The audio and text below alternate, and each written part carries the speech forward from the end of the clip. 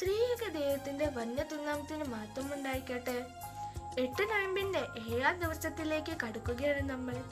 ഇന്നത്തെ ചിന്താ വിഷയം ലൂക്കോസിന്റെ സുവിശേഷം 2:19 മറിയ ഈ വാർത്ത ഒക്കെയും ഹൃദയത്തിൽ സംഗ്രഹിച്ച് ധ്യാനിച്ചുകൊണ്ടിരുന്നു. പരിശുദ്ധ അമ്മയുടെ സ്വഭാവ വിശേഷം നാം ഉൾക്കൊള്ളേണ്ടതാണ്. ദൈവഹിതം അനുസരിക്കുക എന്നതാണ് അവയിൽ നിന്ന് നാം പഠിക്കേണ്ട പാഠം. പ്രതിസന്ധികളും പ്രയാസങ്ങളും ജീവിതത്തിൽ സംഭവിക്കുമ്പോൾ നാം ദൈവസന്നിധിയിൽ നിന്ന് അകന്നു പോകാതെ അതെല്ലാം ദൈവഹിതമാണെന്ന് ധ്യാനിച്ച് ഏറ്റെടുക്കുകയും കൂടുതലായി പ്രാർത്ഥനയിൽ ഒഴുകുകയും വേണം.